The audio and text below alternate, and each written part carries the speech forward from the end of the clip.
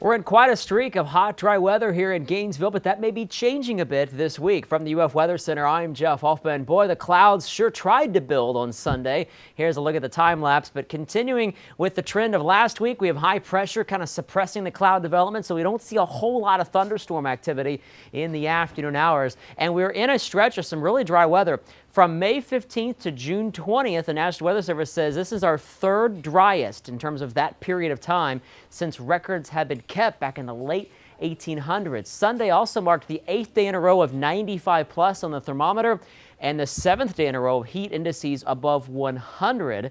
And those numbers are well above normal as well. Check it out. The past 10 days, normal high is 90. Last time we saw a temperature top out near or below that was June 11th. We hit 100 June 16th for the first time since 2011. Looking into the future, the next 10 days, including Sunday, which ironically is the beginning of summer, temperatures are going to come down a bit, not because of a big cold front, that's wishful thinking, but because of higher chances for rain, which is actually typical here in mid-June. So not a whole lot of relief, but some. Temps are going to stay above normal this week. More humidity, though, will give us higher chances for rain and more active sea breeze pattern with more Gulf moisture as well. But I'm lacking confidence on how that particularly impacts Gainesville. Sometimes in this type of situation, we can be missed with the biggest storms to our east. And that may be the case a few days this week. Monday, I think most areas are going to see enough sun, enough heating, just like Sunday, to get above 95, maybe 96 in Gainesville for a high, 97 Alachua,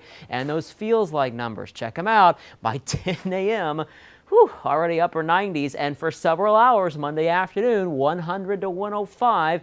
Be smart if you're going to be outdoors. Drink lots of fluids and take frequent breaks. Stay in the AC if you can. Here's a look at the moisture setup this week. All right, we've got a very weak wind pattern developing. So Monday afternoon, some showers and thunderstorms will kick off, mainly in our northern counties. But watch what happens. Tuesday and Wednesday, we get more of a southerly flow, which transports more moisture in. See these greens each and every day this week? I'm pausing it in the afternoon hours, and the green is looking darker, meaning our atmosphere has more moisture to work with. So there will be more coverage to the afternoon showers and thunderstorms. And because the wind is off the Gulf, usually that brings them in sooner here in Gainesville. So those two factors combined should bring the heat down just a bit. But the weather pattern still hasn't changed much. So the ridge of high pressure that's given us this heat wave holds much of this week. But I want to give you a heads up.